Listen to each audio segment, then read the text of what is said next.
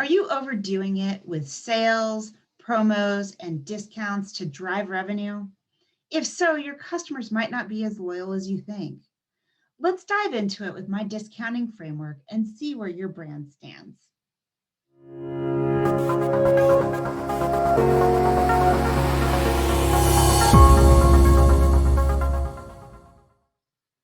Should you use discounting to improve loyalty? And the answer there is the typical, it depends. But let me give you a little bit of a quadrant to think through it.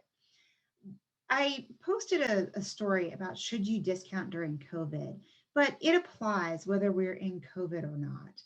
And it has to do with thinking about the organization's data maturity and the consumer demand. If you have low consumer demand and low data maturity, then discounting with dignity in order to attract people with best pricing, trade up policies. I can bring an item back if I didn't like it, and you will exchange it for something more valuable, or you'll credit me. Like jewelry operates this way sometimes. You can upgrade your diamond ring if you buy from certain brands, and that allows you to feel more comfortable with that initial purchase. So the quadrant one is low consumer demand and low loyalty. Quadrant two is app-driven loyalty programs with bulk or bundle pricing sometimes behind them. And this is where the Starbucks app started when it first rolled out. The company had high consumer demand. Coffee is an everyday product. And then we'll talk about how they moved over to quadrant four in just a second.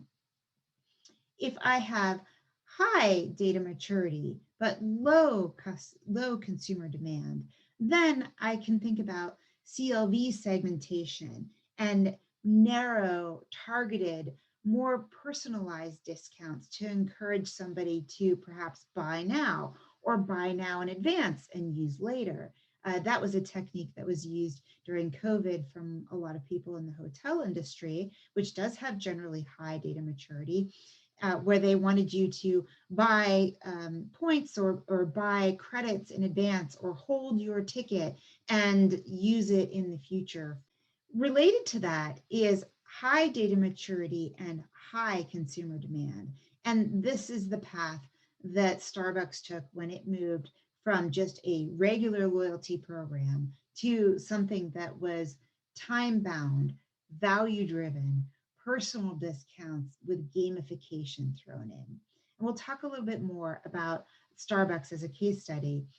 But overall, this is probably the highest and best use of discounting is what I would call hyper discounting, understanding exactly who you should be discounting to at exactly the right time with respect to the right product to throw into the mix.